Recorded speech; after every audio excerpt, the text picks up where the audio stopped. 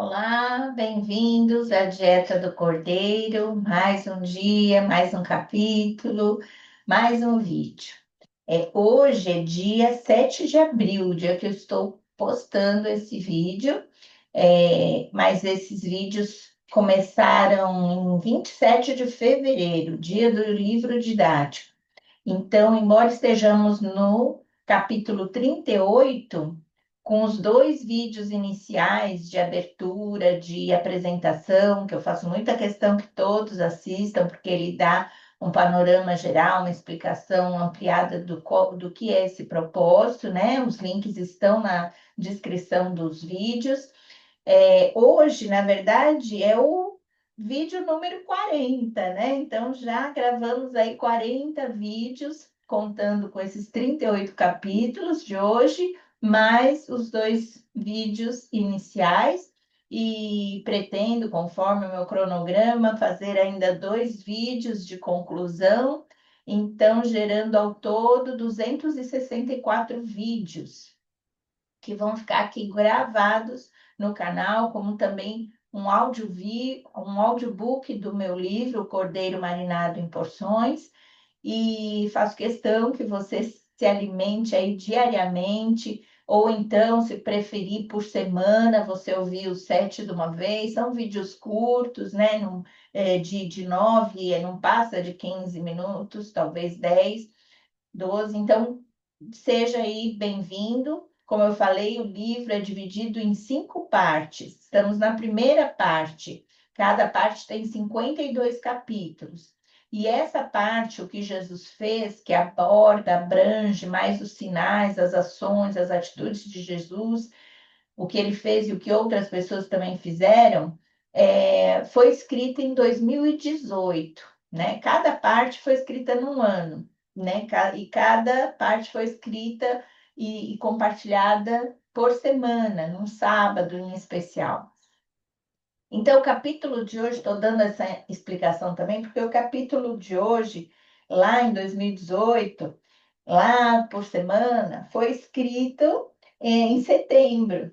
Então, é por isso que eu vou ler do jeito que eu escrevi, como se fosse em setembro, embora estamos agora em abril. E embora você também possa estar ouvindo esse vídeo a qualquer época do ano, lá no futuro, que eu não sei, porque não importa o tempo, todo dia é tempo, há tempo e fora de tempo, precisamos falar, ouvir, compartilhar o Evangelho, e é isso que eu tenho feito, né? Lá desde 2018, desde que eu conheci Jesus em 1900 e acho que 90 e pouco, não, mas antes ainda 70 e pouco. Meu Deus. Bom, mas vamos lá. Então, vou começar a ler o capítulo. Vamos lá. A esta altura, já está sendo um pouco complicado harmonizar a sequência dos fatos entre os 4 evangelhos. Confesso que estou tendo que pensar um pouco aqui, um pouco ali, mas procurando seguir a melhor possível ordem cronológica. E falando em cronologia, coincidentemente, estamos no 9º mês do ano, na 38ª semana. Me faz lembrar que com 38 semanas de gestação, um bebê já está bem madurinho para nascer. Uma outra coincidência para quem nasce neste 9º mês de setembro. E bem por estas semanas. Qualquer semelhança é mera coincidência. Bom, aí eu estou falando de mim mesmo, que nasci em setembro, tá bom? E falando em maturidade, em nascer, né, no vídeo passado, nós falamos sobre isso, né, da pessoa ser perfeita. Perfeita quer dizer maduro também, né? Então, estamos prosseguindo para esse alvo dessa maturidade. Outra semelhança é que, bem nessa semana, ontem, inclusive, fui assistir a uma peça teatral intitulada Amadurecer, na qual meu filho fez o papel do pai da protagonista, uma jovem passando pelas dores do crescimento entre a adolescência e a maturidade. E o interessante é que ontem também foi o dia do adolescente, uma fase bem justamente da transição entre a infância e a fase adulta, data muito oportuna também para o tema deste dia. E o que tudo isso tem a ver com a passagem de hoje dos Evangelhos? Tudo. Vamos relacionar três textos. O primeiro ponto é pequenos adultos desejando serem maiores uns que os outros. Isso está em Mateus 18, 20, Marcos 9, 10 e Lucas 9. Depois de tanto Jesus ensinar sobre o reino de Deus, houve uma discussão entre os discípulos sobre qual deles era o maior. Disputas e comparações comuns entre grupos sociais de todas as épocas, até que alguém ousa perguntar para o próprio Jesus: quem é o maior no reino dos céus? Mateus 18:1. Creio eu que jamais eles esperavam ouvir como resposta que seria quem se faz humilde como uma criança. E ainda deu a dica: se alguém quiser ser o primeiro, esse será o último e servo de todos. Provavelmente, eles reconheceram aí o quão pequenos e para trás estavam, já que a pretensão da pergunta não parecia ter nenhuma semelhança com a inocente humildade de uma criança.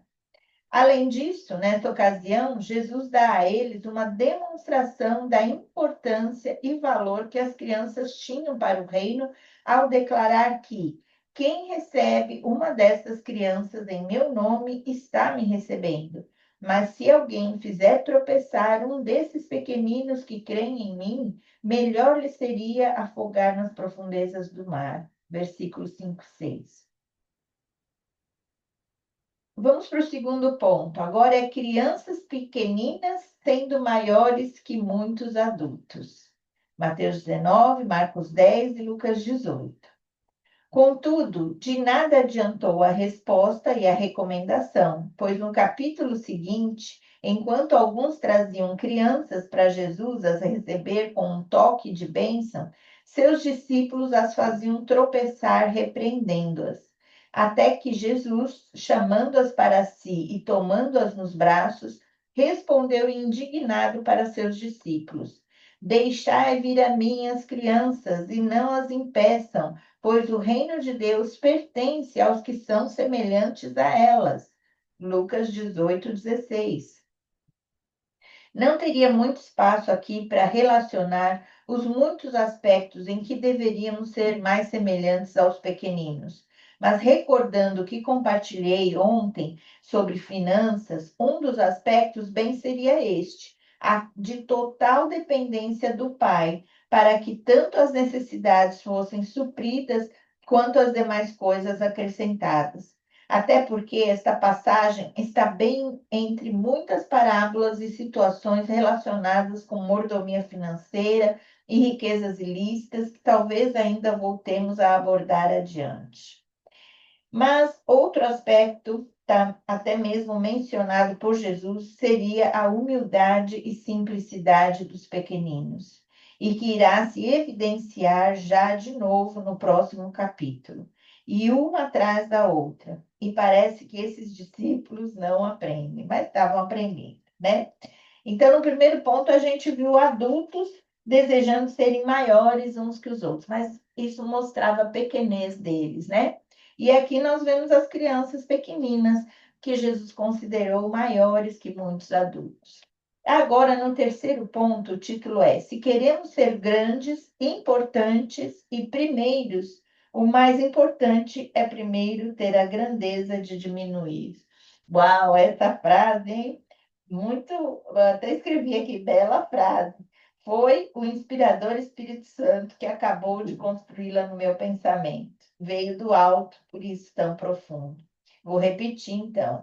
Se queremos ser grandes, importantes e primeiros, o mais importante é primeiro ter a grandeza de diminuir. É que, a seguir, os filhos de Zebedeu, acompanhados da mãe, fizeram o petulante pedido para Jesus: Permite que, na tua glória, nos assentemos, um à tua direita e outro à tua esquerda. Disse-lhe Jesus: Vocês não sabem o que estão pedindo. Marcos 10, 37, 38. E a própria mãe deve ter insistido tanto, como revela em Mateus, que quando os outros 10 ouviram isso, ficaram indignados. Possivelmente porque também desejavam as mesmas posições de prestígio e poder e não queriam perder para os dois pupilos. E então Jesus novamente acaba com essas pretensões assoberbadas desses adultos metidos à grandeza sem maturidade nenhuma, dizendo: não será assim entre vocês. Não será assim entre vocês. Eu gravei essa resposta no meu coração já há muitos anos e sempre ainda ouço sussurrando dentro de mim, vez ou outra, me fazendo lembrar que devo diminuir e servir, como ele prossegue, dizendo: pelo contrário, quem quiser tornar-se importante entre vocês deverá ser servo, e quem quiser ser o primeiro deverá ser escravo de todos. Marcos 10, 43, 44. São esses os paradoxos do reino de Deus, onde últimos serão primeiros, crianças são importantes, grandes exaltados se tornam pequenos humilhados, e aqueles que diminuem para ele crescer são os maiores no reino de Deus. Acho que depois dessa os discípulos aprenderam, pelo menos lá para frente, Pedro é quem dá a dica. Revestivos de humildade, porque Deus resiste aos soberbos, mas dá graça aos humildes. 1 Pedro 5,5. E ainda recomenda, como crianças recém-nascidas, desejem de coração o leite espiritual puro, para que por meio dele cresçam para a salvação. 1 Pedro 2,2. Assim, precisamos crescer e amadurecer, desenvolvendo a nossa salvação em Cristo e não a nossa exaltação em nós mesmos, sendo crianças na malícia, mas adultos no entendimento, grandes em humildade, mas pequenos na soberba, importantes em Deus, mas servos uns dos outros. Que nesta gestação espiritual, esta seja uma semana de sementes maduras, prontas para nascer.